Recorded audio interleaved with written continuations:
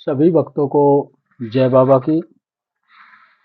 एक बार फिर मैं आप सभी भक्तों के समक्ष उपस्थित हुआ हूँ भक्ति सागर पंचद्वार बराड़ा धाम चैनल के माध्यम से।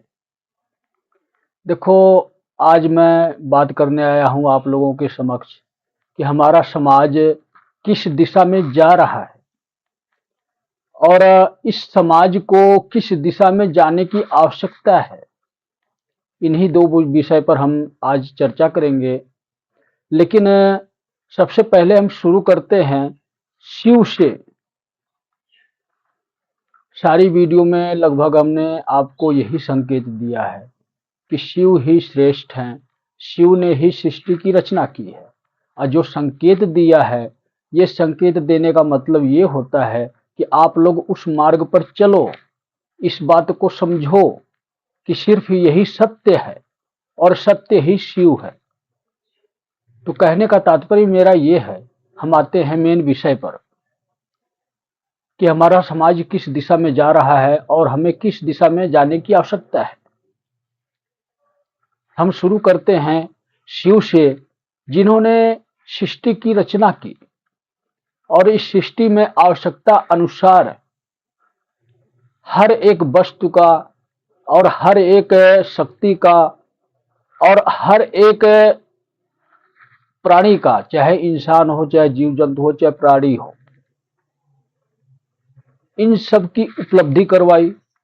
और किसके लिए करवाई?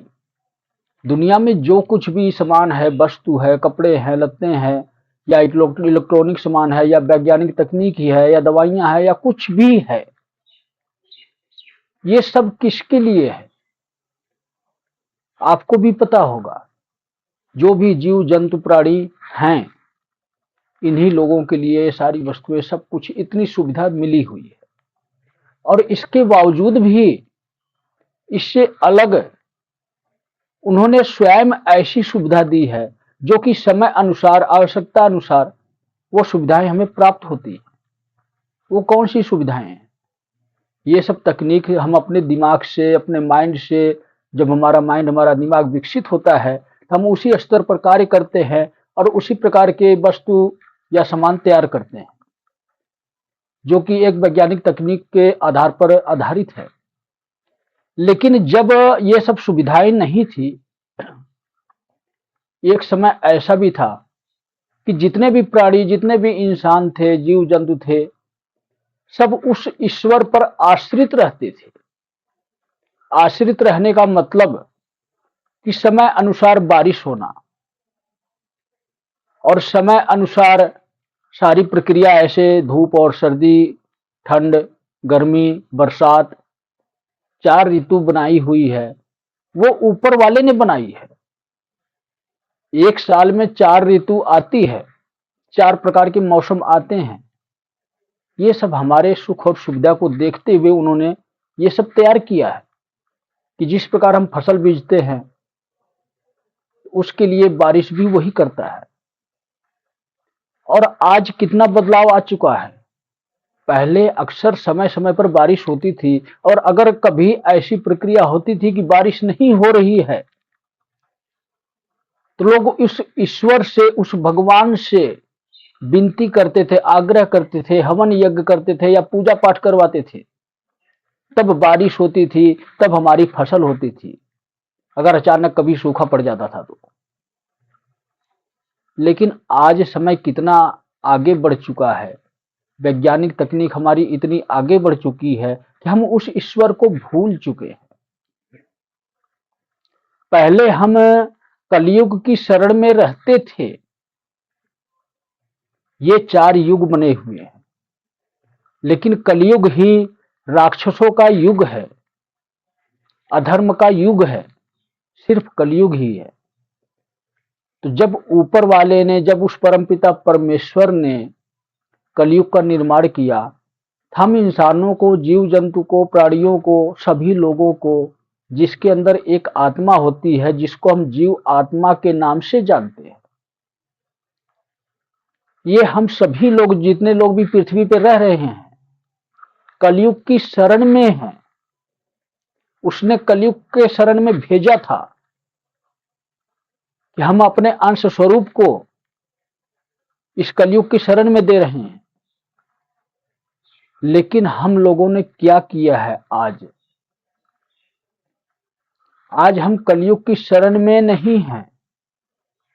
आज एक ऐसा वक्त आ चुका है कि हम कलयुग की शरण को छोड़कर कलयुग को अपने आप को सौंप दिए हैं, उसके हवाले कर दिए हैं। मतलब ये कि हम स्वयं कलयुगी इंसान बन चुके हैं, और वो किस प्रक्रिया से बने हैं ये भी मैं आपको समझाता हूं।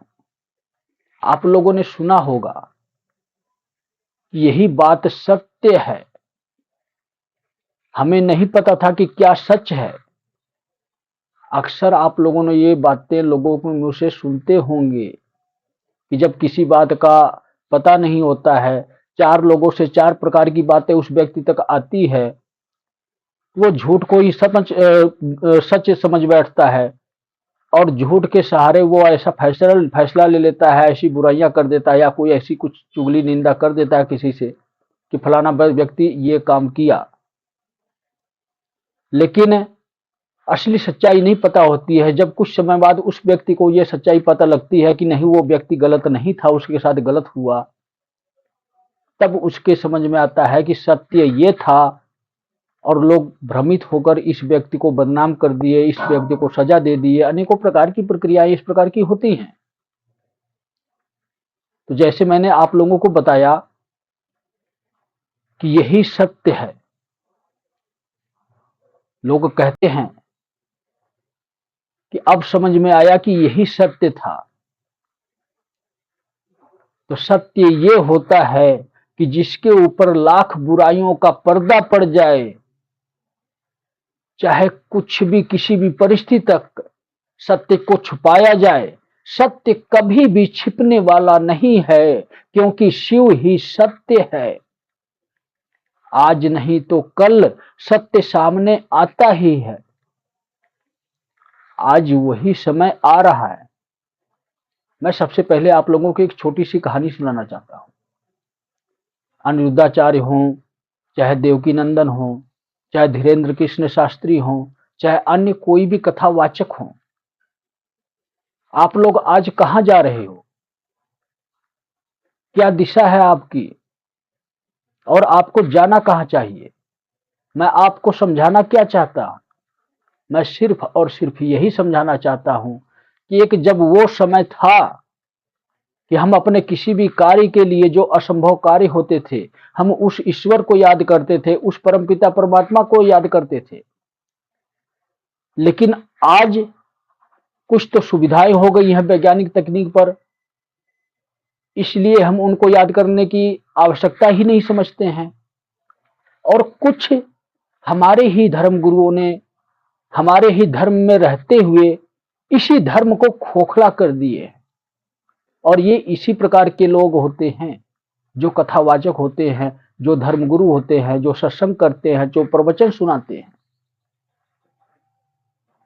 इन्हीं लोगों ने बिल्कुल खोखला कर दिया है इस हिंदू धर्म को, इस सनातन धर्म को।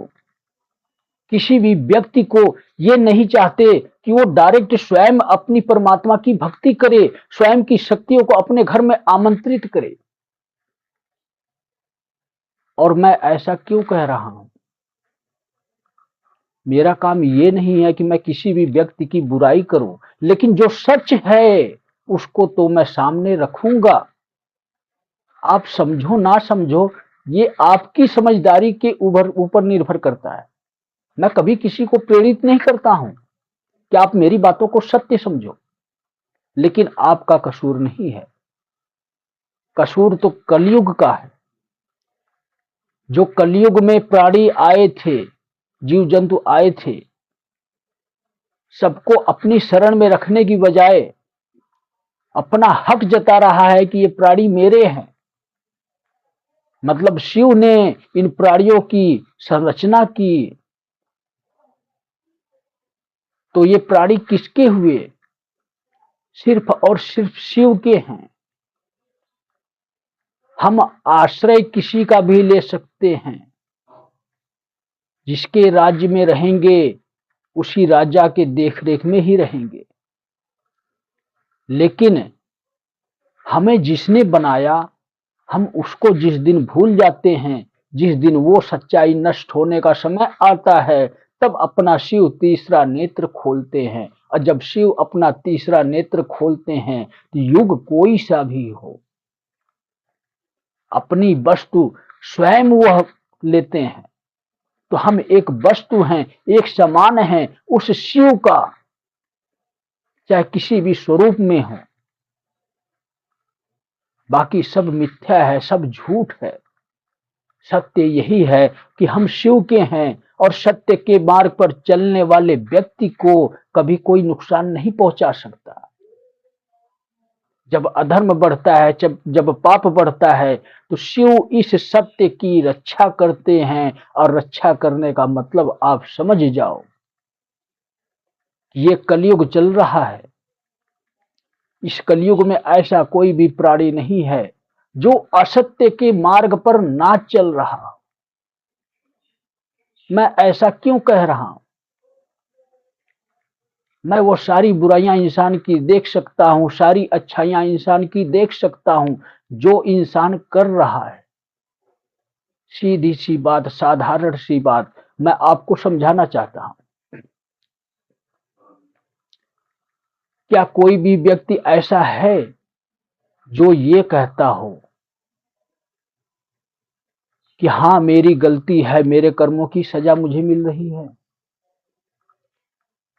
लगभग यही शब्द सोच लोगों के होते हैं, लोगों की यही सोच होती है कि हम तो भगवान की भक्ति भी करते हैं, पूजा पाठ भी करते हैं, फिर भी हमारे साथ ये सब पता नहीं क्या हो रहा है। हमने तो कोई अधर्म नहीं किया, हमने तो कोई पाप नहीं किया, हम क्यों दुख भोग रहे हैं? अनेकों फोन मेरे पास आते हैं कि आप चाहो तो कुछ भी कर सकते हो। उनका कहने का स्पष्ट मतलब यही होता है कि वो समझते हैं इस बात को, उनको विश्वास है कि कुछ ना कुछ तो है इनके अंदर, अगर ये चाह दें तो मेरा काम 1 मिनट में हो सकता है। तो मैं उन भक्तों को ये समझाना चाहता हूं, ये संदेश देना चाहता हूं कि आपका अपना स्वयं का दृढ़ विश्वास होना चाहिए उस गुरु पर, उस भगवान पर। मेरी आवश्यकता नहीं है, और मेरी आवश्यकता का मतलब आपको मुझसे कहने की आवश्यकता नहीं है। आप सच्चे भाव के साथ जब भी मुझे याद करोगे, मेरे गुरुदेव श्री त्रिलोक भारती जी को याद करोगे, अपने इष्ट देव को याद करोगे, अपने आराध्य देव को याद करोगे, तो आपकी समस्या का समाधान अवश्य होगा। और तब संभव होगा जब गुरु के आदेशों का पालन करोगे, गुरु के भक्ति का मार्ग जो दिखाया जा रहा है गुरु के द्वारा, उस मार्ग पर चलोगे। मुझे सब दिखता है किसके साथ क्या हो रहा है, लेकिन क्यों हो रहा है थोड़ा सा संकेत रूप में आप, मैं क्या नहीं कर सकता हूं मुझे पता है, और क्या कर सकता हूं ये भी मुझे पता है। लेकिन ये आवश्यक नहीं है कि मैं आपको सारी बातें बताऊं, इसीलिए आपको समझाने आया हूं। सिर्फ आपके कर्म होते हैं, और उन कर्मों में भी इस कलयुग में श्रेष्ठ बुरे कर्म हैं, क्योंकि हम कलयुग के शरण में हैं। जब श्रेष्ठ बुरे कर्म हैं तो बुरे कर्म का प्रभाव आपके जीवन पर इतना ज्यादा पड़ता है कि कहीं ना कहीं पर आप अधर्म करते हो, पाप करते हो। लेकिन आप समझते हो कि हम तो भगवान की भक्ति करते हैं, हमने कोई अधर्म नहीं किया, हमने कोई पाप नहीं किया, हमने अपनी मर्जी से कभी किसी का दिल भी नहीं दुखाया, किसी को बुरा बोला भी नहीं, फिर भी हमारे जीवन में दुख है। भगवान हमारी क्यों नहीं सुन रहा है? परमात्मा हमारी क्यों नहीं सुन रहा है? इसके अनेकों कारण होते हैं। आपके पिछले जन्मों का भी कर्म इस जीवन में आ सकता है, और आ सकता है का मतलब क्या है? जो आपका ये दूसरा जीवन मिला है, जो आपके बुरे कर्म है पिछले जन्म के या उससे पहले के भी हो सकते हैं। इस जीवन में अगला जीवन अगर आपको मिला है, इस इंसान का, इस प्राणी का, किस लिए मिला है? कि आपको अवसर मिल रहा है कि अपने बुरे कर्मों का त्याग करो इस जीवन में, ताकि अगला पिछला हिसाब किताब बराबर किया जा सके। और अगर आप इस जीवन में अपने अच्छे कर्मों को महत्व देते हो तो आपका जीवन सुधर जाता है। और जब जीवन सुधरता है तभी परमात्मा की प्राप्ति होती है, तभी हमारा अगला जीवन भी सुधरता है। मैं ये नहीं कह रहा हूं कि आपका अगला जीवन बिल्कुल सुधर जाएगा, लेकिन जब आप इस जीवन में उस रास्ते पर, उस मार्ग पर वो प्रक्रिया करोगे, आप उस रास्ते पर चलोगे, तब हो सकता है कि आपका अगला जीवन भी सुधर जाए। और जब अगला जीवन सुधर जाता है तो जो इससे अगला जीवन मिलने वाला होता है, उसी जीवन में हमें मोक्ष की प्राप्ति होती है। जिस प्रकार से मैं हमेशा आप लोगों को समझाता हूं कि त्रिदेव हैं और तीन लोक है, और इसी प्रकार ये तीन प्रक्रिया होती है इंसानों को मोक्ष की प्राप्ति के लिए। हम अपने इस जीवन में अच्छे कर्म करेंगे, अच्छा स्वभाव रखेंगे और ईश्वर की भक्ति करेंगे, ये तीन प्रक्रिया करेंगे तो अगला जीवन हमारा सुधर जाएगा। लेकिन उससे अगले जीवन में जो हमारा तीसरा जन्म होता है, तीसरे जन्म में हमें मोक्ष की प्राप्ति मिल जाती है। यही तीन स्टेप है मोक्ष की प्राप्ति की। अगर कोई भी पाखंडी आपको यह कहता है कि आप अच्छे कर्म करो, आपको इसी जन्म में मोक्ष की प्राप्ति हो जाएगी, आपको मूर्ख बना रहा है। जो मेरे ज्ञान है आपको किसी भी पुराण में या किसी भी ग्रंथ में, किसी भी शास्त्र में नहीं मिलेंगे। ये स्वयं शिव का ज्ञान है।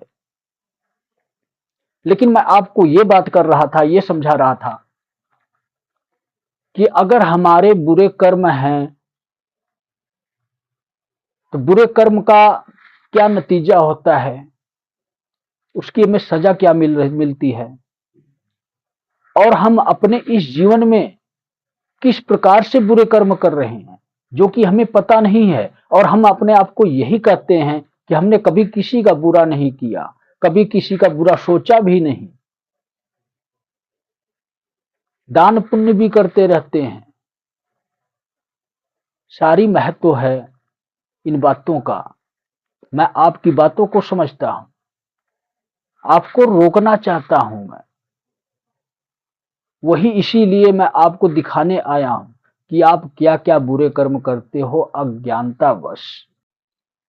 आपकी बुराइयों को मैं गिनती नहीं करवा सकता, इतना ज्यादा मात्रा में हर एक इंसान के अंदर, हर एक व्यक्ति के अंदर बुराइयां आ चुकी हैं जिसकी हम गिनती ही नहीं करवा सकते। लेकिन संकेत स्वरूप में आपको मैं समझाने की कोशिश करूंगा ताकि इस बात को आप समझो कि सत्य क्या है और हमें किस मार्ग पे जाना चाहिए, किस दिशा में जाना चाहिए, और हम कहां पर हैं और किसने हमें भेजा, और हमारे ऊपर किसका अधिकार है और कौन हमारे ऊपर अधिकार जताना चाहता है। तो हमें शिव ने दिया है इस शरीर को, इस कलयुग के हवाले किया है कि कुछ पल के लिए, कुछ समय के लिए, जिस प्रकार और युग में ये सभी जीव जंतु प्राणी सभी युगों के हवाले थे, वैसे ही कलयुग के हवाले भी किया है। लेकिन कलयुग के साथ राक्षस लगे हुए हैं, और जिसके साथ राक्षस लगते हैं तो हम कलयुग की शरण में कभी सुरक्षित नहीं रह सकते हैं। सिर्फ यही कारण है कि हमारी सोच, हमारी मानसिकता आज के समय में इतना बदल चुकी है कि हम उस दैविक शक्ति को पहचान नहीं सकते और अपनी आत्म शक्ति को जगा नहीं सकते, और हमेशा तीसरे बंदे का इस्तेमाल करते हैं अपने जीवन में। वो तीसरे लोग हैं कौन? आपको समझना चाहिए, इस बात पर विचार करना चाहिए कि मैं क्या कह रहा हूं। जिस दिन आप समझोगे, विचार करोगे मेरी बातों का, आपको समझ में आ जाएगा कि क्या सत्य है और हमें कहां जाना चाहिए। कौन लोग हैं वो 3 लोग? देखो, मैं किसी की बुराई नहीं कर रहा हूं। ये समय की विडंबना है कि आज हम कलयुग की शरण में रहते हुए उसी कलयुग को अपना समझ रहे हैं, उसी कलयुग को ही भगवान समझ रहे हैं। हम उस असली भगवान को, उस असली परमपिता परमेश्वर को भूल चुके हैं। इसी प्रकार ही जितने भी पाखंडी लोग हैं, जिसको हम पाखंडी कहते हैं,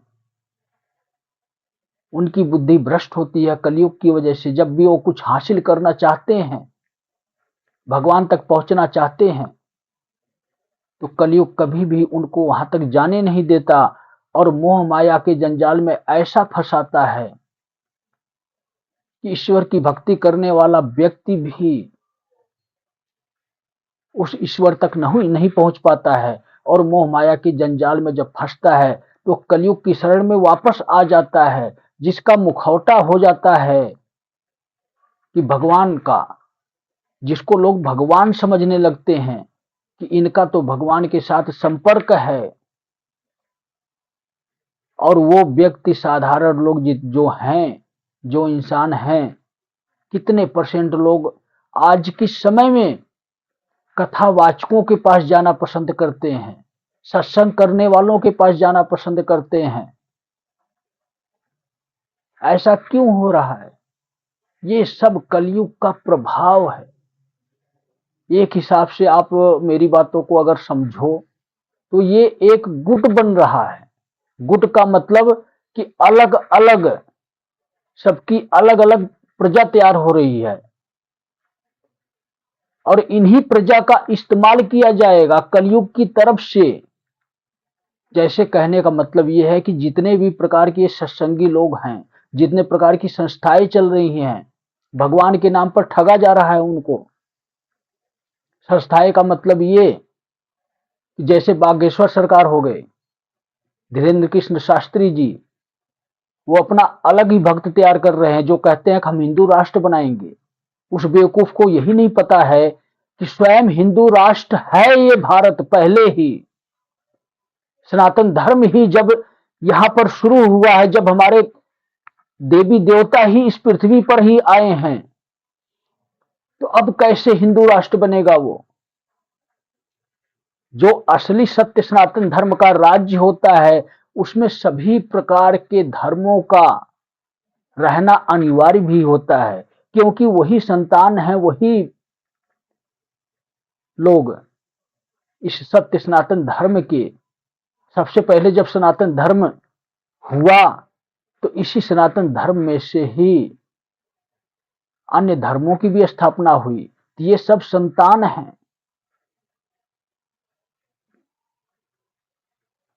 तो मैं क्या आपसे बात कर रहा था कि अनेकों लोग इस प्रकार के हैं। कोई छोटी संस्था चला रहा है, कोई बड़ी संस्था चला रहा है। अब जैसे आप हिसाब लगाओ, राधे राधे वाले भी बहुत हैं। राधे राधे वाले बहुत हैं, इसका मतलब मेरा कहने का क्या है, मैं स्पष्ट आपको बताता हूं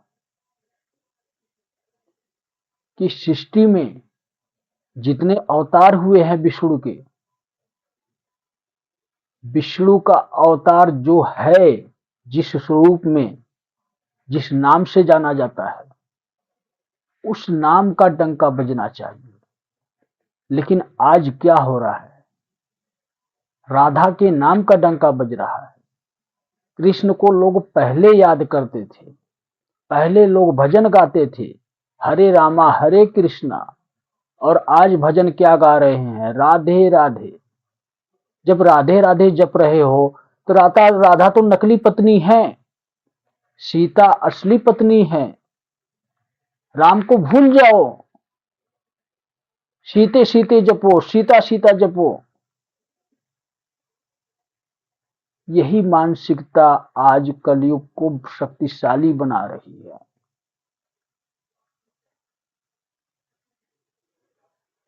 तो मैं आप लोगों को क्या समझाना चाहता हूं, क्या दिखाना चाहता हूं, इसी प्रकार के ही दरबार लगाने वाले भी हैं जो उस दैविक शक्तियों के नाम पर आपको बेवकूफ बना रहे हैं, आपके बुरे कर्मों को बिल्कुल वहीं रोक देते हैं, विराम दे देते हैं। जो आपके बुरे कर्म कट रहे हैं ना, कहने का मतलब ये है कि जिस प्रकार से आपने बुरे कर्म किए हैं, चाहे वो पिछले जन्म का हो चाहे इस जन्म का हो, और आपके साथ जो दुख तकलीफ समस्या चल रही है, वो आपके बुरे कर्मों की सजा है। और इस प्रकार के जितने भी कहते हैं कि हमारे ऊपर माता की कृपा है, हमारे ऊपर हनुमान जी की कृपा है, हमारे ऊपर इस देवी देवता की कृपा है, हमारे ऊपर शिव की कृपा है, हमारे दरबार में आओगे तो तुरंत स्वस्थ होकर जाओगे, इस बात को आप गहराइयों से समझो कि किसी भी शक्ति का इस्तेमाल किया जाए आपके ऊपर तो आपके जीवन में सुख आएगा और 100% आएगा।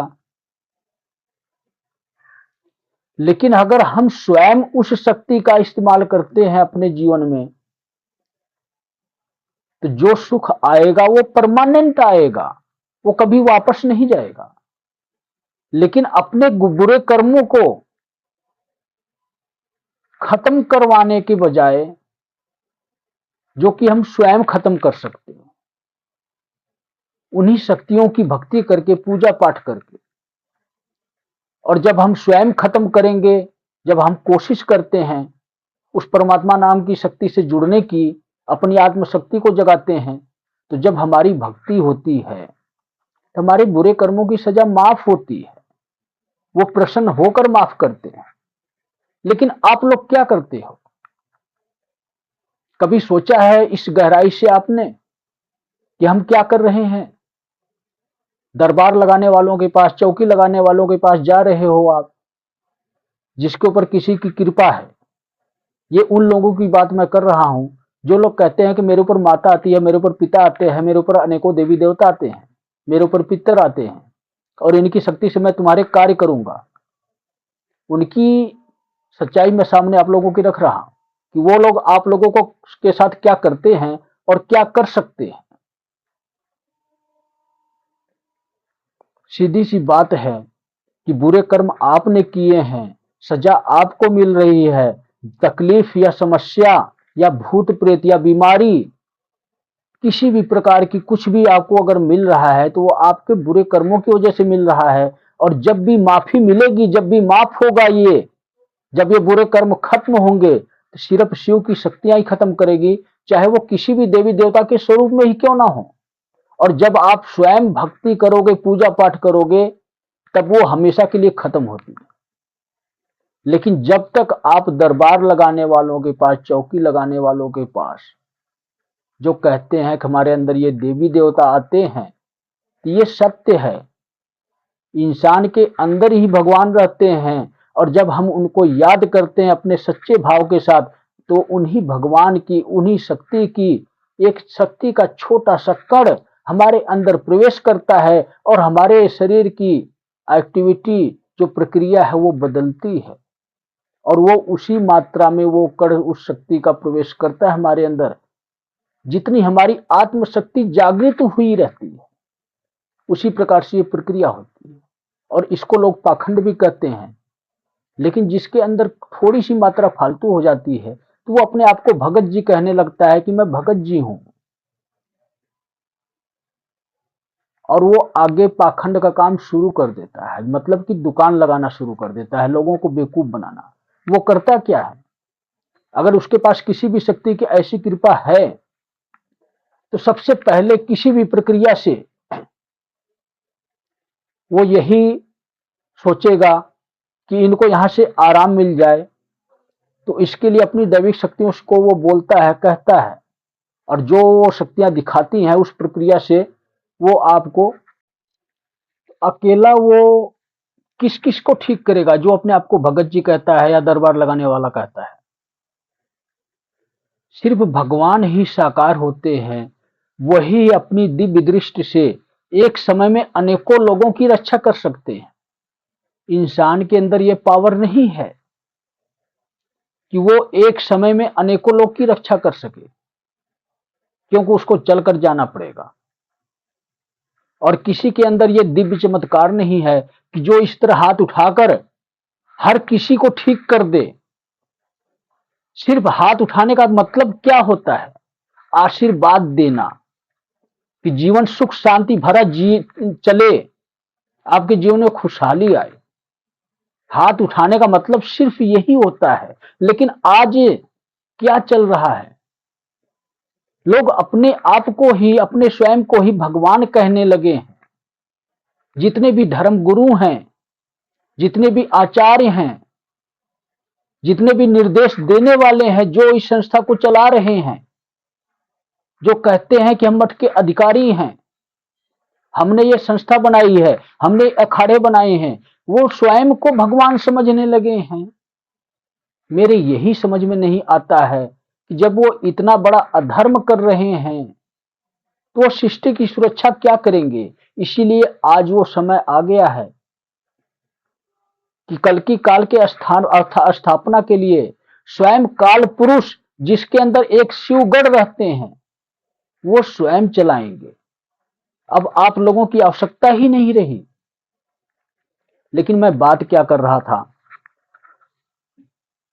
कि ये जितने लोग भी कथावाचक हैं या दरबार लगाने वाले हैं, जो कहते हैं अपने आप को कि हम भगत जी हैं, भगत जी किसको कहते हैं आपको यही नहीं पता। भगत जी का असली तात्पर्य यही है कि सिर्फ भक्ति करना, उसको कहते हैं असली भगत जी। लेकिन आजकल के भगत जी कलयुगी भगत जी हैं, कलंकित भगत जी हैं, जो अपने स्वार्थ के लिए लोगों को अपने दर पे बुलाते हैं और क्या बोलते हैं कि हम आपका इलाज करते हैं और आपसे कोई पैसा नहीं लेते हैं। मेरे को ये बताओ आप कि आपका इलाज अब कौन करेगा? अब तो आप लोगों को इलाज करवाने की आवश्यकता आ गई है और आपका इलाज स्वयं शिव करेंगे। इलाज अपना करवाना है तो शिव की भक्ति शुरू कर दो, छोड़ दो ये धंधा।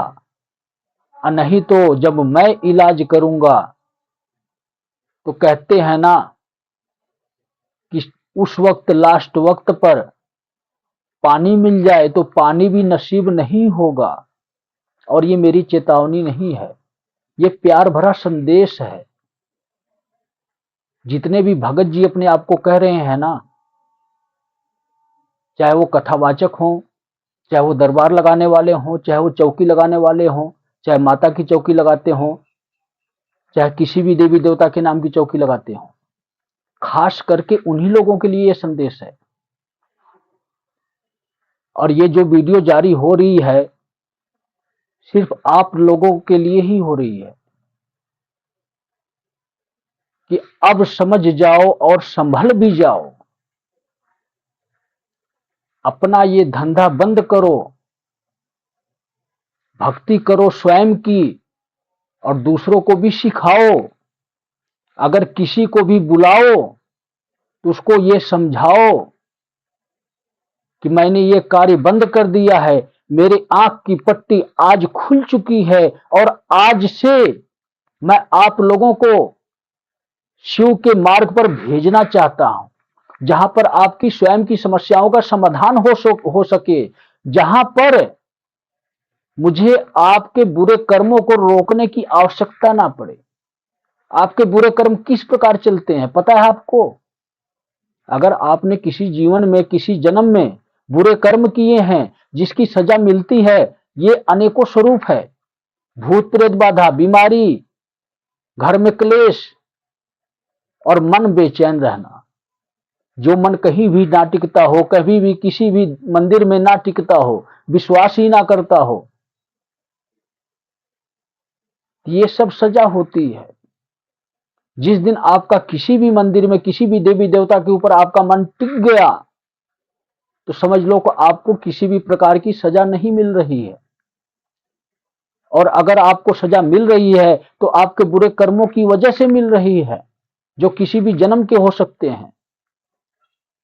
अगर आपका मन टिक गया है तो वो बुरे कर्म नष्ट अवश्य होंगे और आप उसको स्वयं खत्म कर सकते हो। इस प्रकार के लोग आपके बुरे कर्म कभी नहीं नष्ट कर सकते। वो क्या कर सकते हैं आपके साथ? जो तकलीफ, जो समस्या, जो परेशानी आपके जीवन में चल रही है, उसको तो आपने ही पैदा किया है अपने बुरे कर्मों की वजह से, तो दूसरा कैसे खत्म कर देगा? स्वयं की भक्ति से वो सजा माफ होती है, वो बुरे कर्म नष्ट होते हैं, खत्म होते हैं। तो जो भी सजा हमें मिल रही है इस प्रकार की, हमारे जीवन में कठिनाइयां हैं, हमारे जीवन में दुख है, हमारे जीवन में तकलीफ है, हमारे जीवन में भूत प्रेत बाधा है, ये हमारे कर्मों के अनुसार ही हमें ये सजा दी गई है। इस प्रकार से हम दंडित किए जाते हैं। अपना जीवन जीते हुए भी ऊपर कोई नहीं दंडित करेगा। जब आपकी आत्मा ऊपर जाएगी ना, तो उसको कोई नहीं दंडित करेगा। वहां पर सिर्फ फैसला लिखा जाता है कि ये आत्मा इतने समय बाद वापस आई है और अब इसको दूसरी बार वापस भेजना है, इसने ये कर्म किए हैं, अगले जन्म में ये सजा उसको देनी है इस प्रकार की, चाहे वो कोई बीमारी, चाहे कोई भूत प्रेत बाधा हो, चाहे गृह क्लेश हो। जैसे आपने कर्म किया है उसी हिसाब से अगले जीवन में निर्धारण किया जाता है कि आपको ये सजा मिलेगी, और वही सजा इस जीवन में आपके आ चुकी है। और इस सजा के निवारण के लिए आप पता नहीं कहां कहां भटकते हो, जाते हो, मन्नतें मानते हो, अलग अलग मंदिरों में अलग अलग पाखंडियों के पास जाते हो, लेकिन पाखंडियों के पास जाकर आप रुक जाते हो, क्योंकि देवी देवता कभी आपको ये सजा नहीं रोकेंगे, अपनी कृपा करेंगे। और जब वो कृपा करते हैं तब आप भक्ति करते हो, और जब भक्ति करते हो तो धीरे धीरे बुरे कर्म चले जाते हैं, आगे बढ़ जाते हैं, और पीछे से आता है सुख, हमारे जीवन की खुशहाली। लेकिन उसको हासिल करने की बजाय आप पहुंच जाते हो तांत्रिकों के पास, पाखंडियों के पास, दरबार लगाने वालों के पास कि मेरा समाधान हो जाएगा।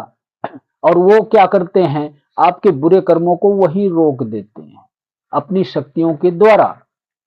और जब बुरे कर्म रोक देते हैं तो वही से आपके जीवन में कुछ पल के लिए, कुछ क्षण के लिए, कहने का मतलब मेरा ये है कि 2-4 साल के लिए आराम हो जाता है, आप सुख भरा जीवन जीने लगते हो।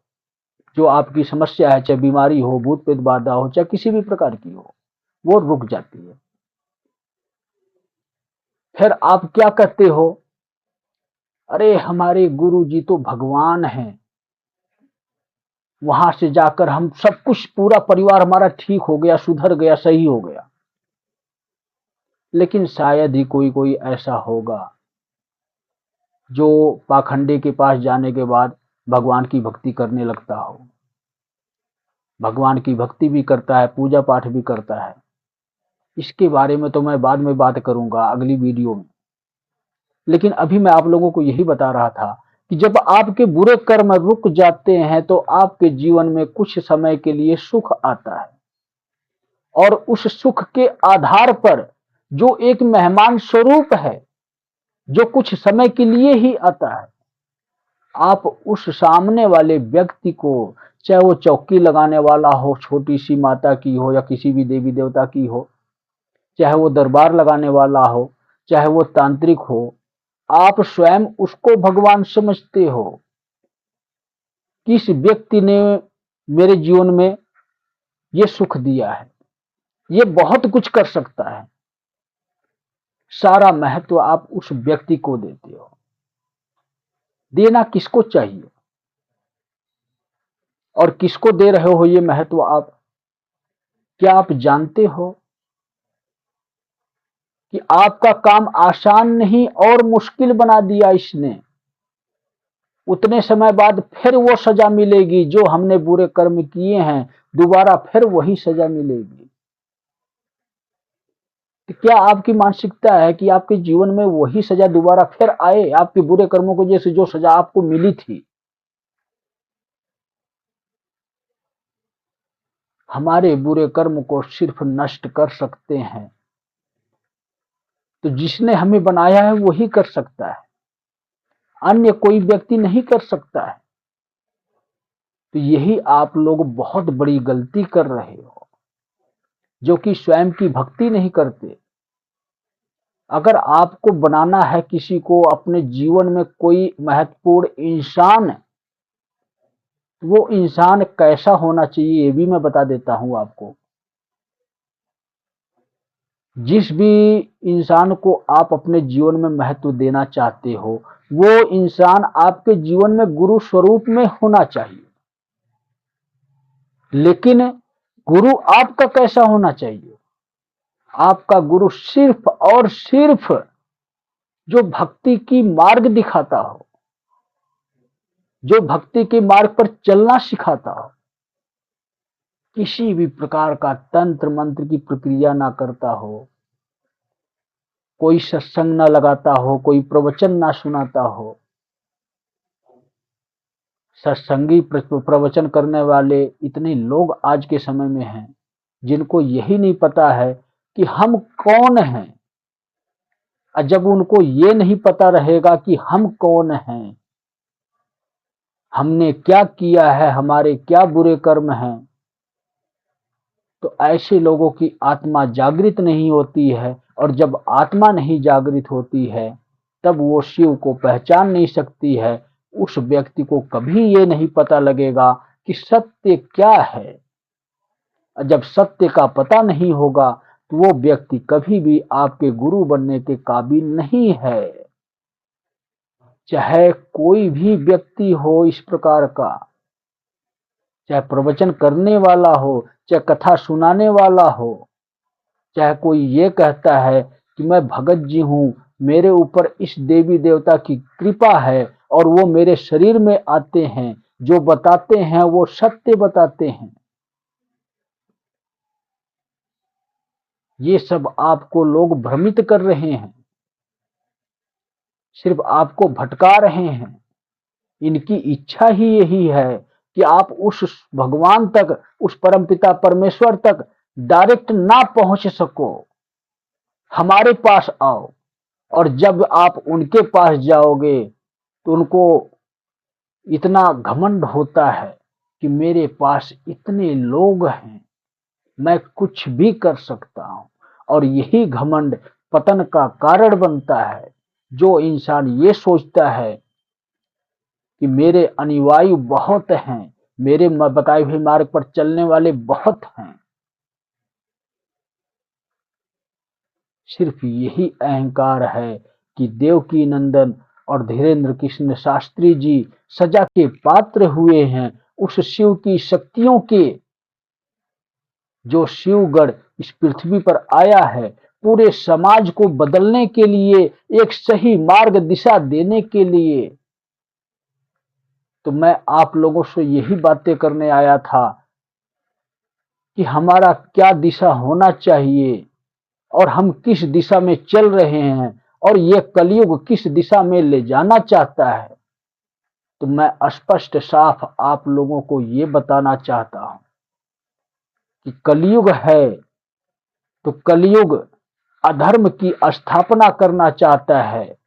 और अधर्म वो कर कौन रहा है? हम इंसान कर रहे हैं। और जब हम अधर्म करेंगे तो कलयुग के हमेशा के लिए हो जाएंगे। और ये कभी संभव है नहीं कि कलयुग हम पर विजय प्राप्त कर सके, क्योंकि हम शिव के हैं। इसलिए शिव स्वयं ये आदेश दिए हैं, जो कि उनकी शक्तियां कार्य कर रही हैं। और जितने भी प्राणी अधर्म के मार्ग पर चल रहे हैं उन सबको सचेत कर रही है वीडियो के माध्यम से कि आप सत्य को पहचानो। अब ये कलयुग का समय नहीं चल रहा है, ये कल्कि काल का समय चल रहा है, जिसमें शिव काल पुरुष आए हैं और काल पुरुष की इच्छा से सारे कार्य होंगे, तो कहने का मतलब मेरा ये है कि अधर्मी लोगों की अब खैर नहीं है। मार्ग बदलना है तो बदल लो, नहीं तो मौका नहीं मिलेगा। जब समय आएगा तो आपके साथ क्या होगा ये आप स्वयं नहीं देख पाओगे। तो सभी भक्तों को जय बाबा की।